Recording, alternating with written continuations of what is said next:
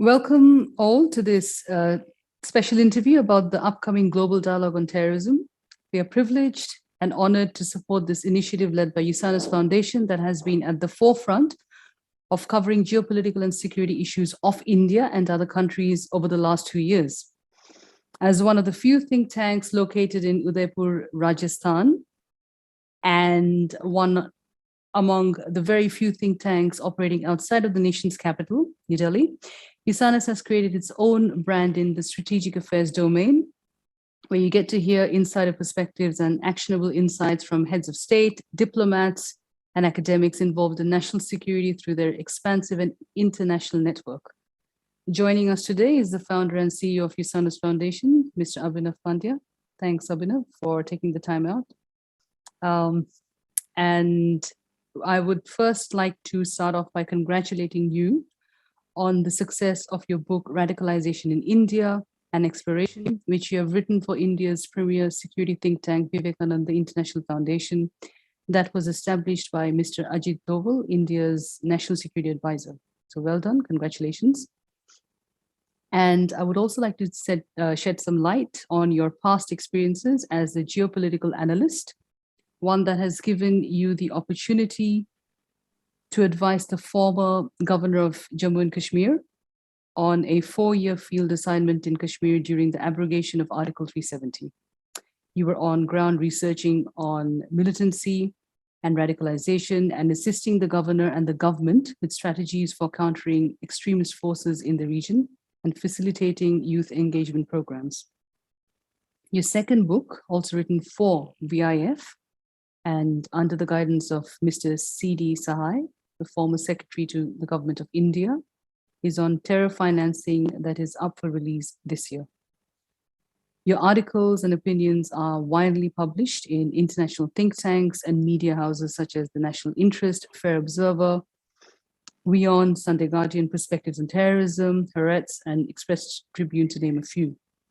And adding to your vast experience in international affairs, you're now a visiting lecturer in various institutes in India and are playing a unique role in building the much required policy ecosystem through your foundation. So thanks once again for taking the time to discuss about the Maharana Pratap Annual Security Dialogue, a first of its kind internationally, where you have 25 expert speakers from 8 countries, including intelligence chiefs, diplomats, journalists, and academics sharing their thoughts on the pressing issue. So that's the introduction, but now we'd like to get to the questions.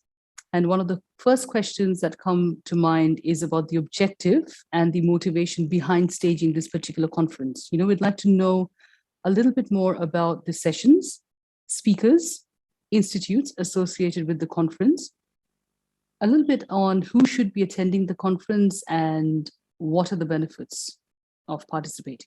Over to you, Abhinav. Thank you very much, Aprajita, for interviewing me today. And you have begun with a question which sounds immediate, but a very interesting question for me. You asked about the motivations and the objectives. I must say, lots of motivations, personal motivations, geopolitical motivations, interest-based motivations. If I look back, the beginning of this journey goes long back in time. When I was studying in my 10th standard, 12th standard, my father was posted as the state intelligence chief of the entire division of Udaipur. And he would deal with things like, there's pan-Islamism, especially in the wake of September 11 attacks, the Twin Tower attacks. So that really kicked my interest in the field. After that, the journey began. I pursued it. I went to US. Then I started working in counterterrorism in Jammu and Kashmir. And all this while, I realized that India has been the victim of terrorism for last 3 decades. Okay? The Western world started talking more about it after the September 11 Twin Tower attacks. But India has been the victim for last 3 decades, especially of the Pak-sponsored, proxy terrorism, which is happening in Jammu and Kashmir. And over the years, it expanded to the other areas. But no narrative. There was an acute lack of, discourse, intellectual, academic discourse on terrorism from India. We didn't have many think tanks talking about it. So this was one of the reasons, and I worked in the field. So I wanted to organize something, create something where practitioners and academicians, the theory people could come and talk about this terror business and what's happening in the terror world, what are the nuances. This is one motivation. Secondly, the Americans have withdrawn from Afghanistan and Taliban is back to power. So I think it's the right time to ask this question. Is the war on terror over, or are we entering into a more radicalized, more lethal, scattered and dispersed form of terrorism and radicalization? Though we have new challenges like the expansionist and revisionist states across the world, but still the challenge of terror has not gone. Terrorism has become truly transnational, and I guess we should seriously discuss at this point of time how the world community should react. And this discussion has to be multidisciplinary. It has to be multifaceted. This is the motivation. More about the sessions, yes. So we have, as you mentioned, 25 best counterterrorism experts from across the globe, I guess 9 countries, which includes some big names like Dr. Yoram Shavidze, Mr. Rohan Gunratna. Mr. Rohan Gunratna is an expert on ISIS and Al Qaeda, and he is going to be a keynote speaker for our second day.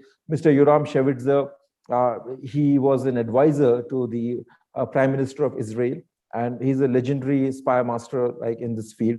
Then we have Ambassador Amar Sinha, former Indian ambassador to Afghanistan and a great expert on that region. Okay. We have Ambassador Anil Trigunayat. He's also a great voice on West Asian affairs. We have Michael Rubin from America. He's a former Pentagon official and advisor to the coalition government in Iraq. Michael Kugelman, Dr. Anne Speckhard. We have Mr. Dalbir Ehlawat from Australia, then other speakers from Israel. So it's a truly global mega event, one of its own kind, first after the US withdrawal from Afghanistan. So this is and more about the sessions. And yes, so we have made it in a way that it's useful for the domain experts, I mean the people who are seeking technical expertise in this field, and for the people who have general interest. So we have sessions like terror financing. We have sessions on the advanced and the new threats emerging in the terror domain, like cyber threats, cryptocurrency, artificial intelligence. We have generic sessions like what happens to the future of terrorism after the US withdrawal from Afghanistan, the situation of radicalization in South Asia. And when we are talking about radicalization, we are actually bringing the Islamist organizations, the so-called charities, which are masquerading as charity and non-profit entities indulging in welfare work, into the overall ambit of the global terrorism discourse, because they have played a very menacing role. Recently, we just discovered this whole business from, I think, one of the prominent charities funding various Islamist organizations in India from Qatar. Okay, so we want to extend that debate. And we can see that so far the registrations which we have got, it includes many people like, who have no business in terrorism. Like there are people who are working in the medical field. Out of general curiosity, they have registered. So it's going to be extremely beneficial to people who are from armed forces, people who are academicians, counterterrorism scholars, people from the corporate sector, because terrorism is going to be a big threat for the corporate sector also, especially the transnational terrorism. So, and it's going to be useful for the intelligence professionals. So, I mean, it's something which is, I would say, useful for all kinds of policymakers. Thank you.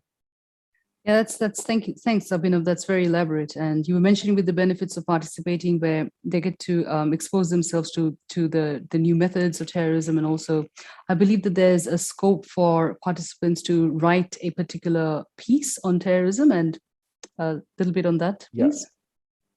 Sure. I mean, definitely. If they want to write, they can send us a piece, and if they'll go through our editorial scrutiny, and if we find them good enough, then we'll publish them on our website, and all the participants will get a certificate of participation and a free electronic copy of the conference proceedings. Okay.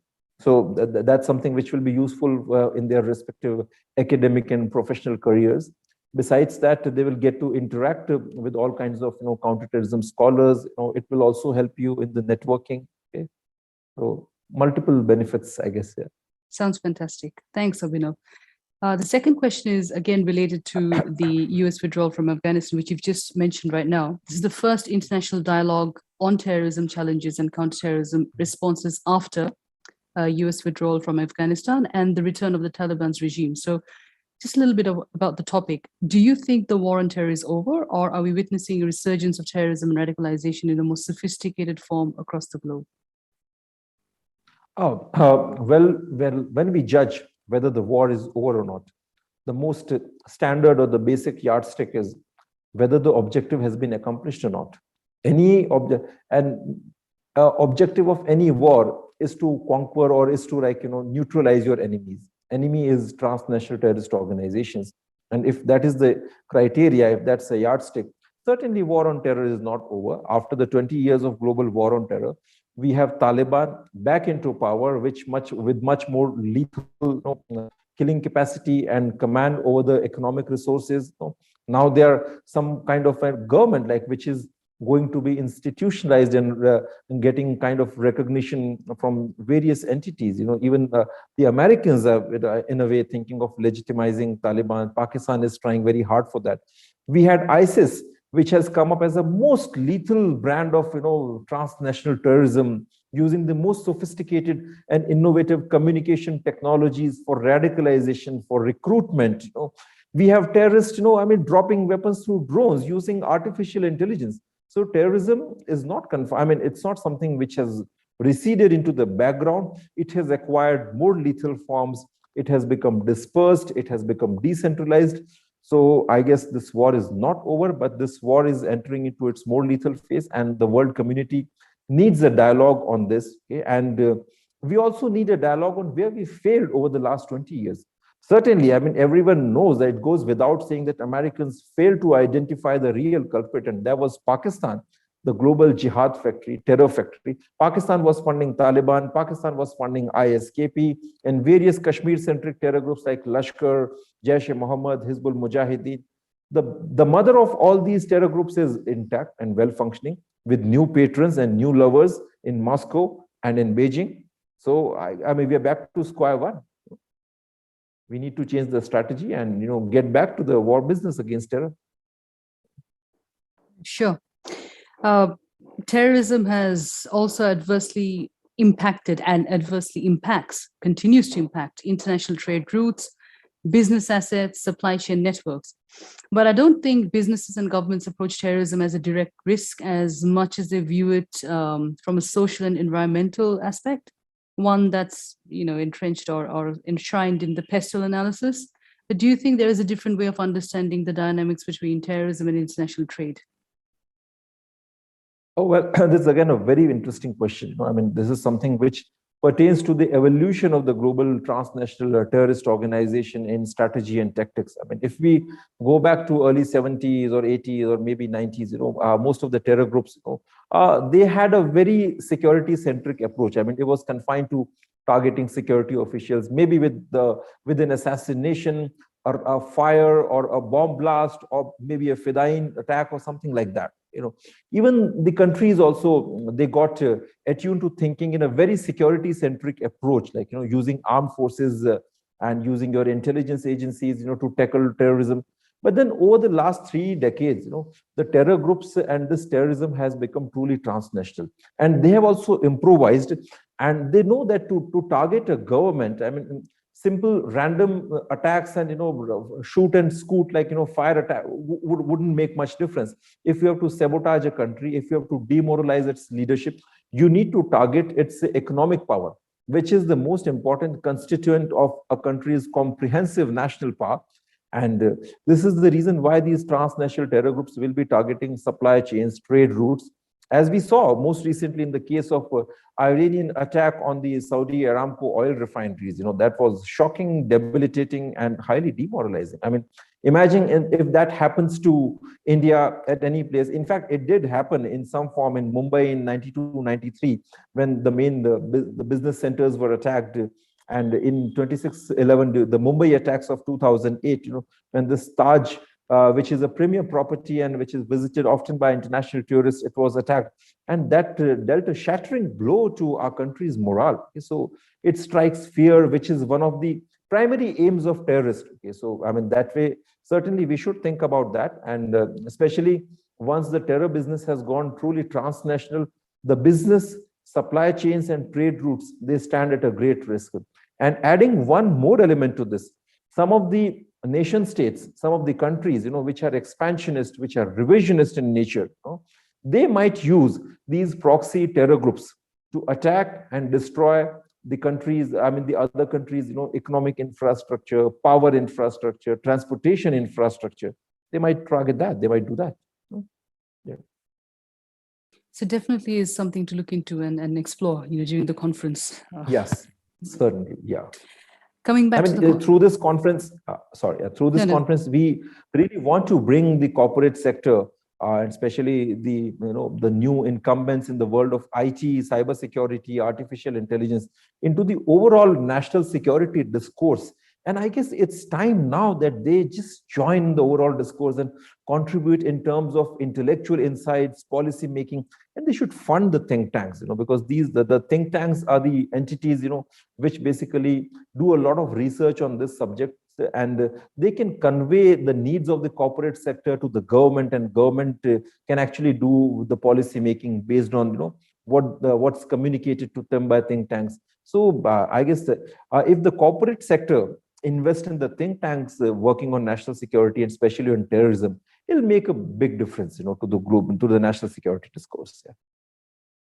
I was just about to come to that. Thanks for actually addressing the question previously or in that speed that, the dialogue would create a conversation where the corporate sectors and think tanks could collaborate on risk mitigation strategies. Yes. As you mentioned, driving insights and having funded projects where they could both exchange notes and learn from each other's expertise. So it's going to be a very good platform to bring their expertise and core competencies together. So, yes, and most importantly, so the corporate sector can also get its mid-level and high-level managers trained at these think tanks working on security affairs. It will enhance the overall situational and security awareness, and it will bring some kind of insight to address the future security challenges, because on those challenges depends your market trends, if there's some kind of an attack or some kind of a terror attack, some kind of an expansion by a nation state, certainly your markets are going to come crashing down. Okay? And if the managers or the business leaders can see or can understand these developments, or the factors behind these developments, and they can take better business decisions. Sure. I'd like to end our chat with your views on the recently concluded India-Australia 2+2 ministerial dialogue, which was held in September, where Quad was a major point of discussion, aiming at cooperating in COVID-19 vaccine supply, maritime security, disaster relief, critical and emerging technologies, and efforts to combat terrorism. Ministers of Defense and Foreign Affairs from both sides were concerned about the evolving situation in Afghanistan and the potential global threat it posed to the stability and security of the regions, as expected. So in your opinion, do you see counterterrorism becoming one of the focal points of defense cooperation between India and Australia in the future as the relationship deepens? Thanks for bringing this India-Australia dialogue. Let us begin with few good liberal and democratic things, which are really in acute shortage these days. Both the countries, India and Australia, they're democracies, they're market economies, and they're liberal societies believing in the freedom of expression. So that is the most, I would say, the strongest, bedrock of India-Australia robust strategic partnership, as well as the business partnership. And this the 2+2 dialogue.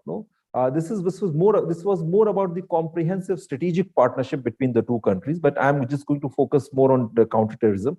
And it's really amazing that the counterterrorism cooperation is a very important part of this dialogue. And both the countries have agreed to condemn the use of proxy terrorist actors and the national territories for sustaining and sheltering these proxy terrorist actors.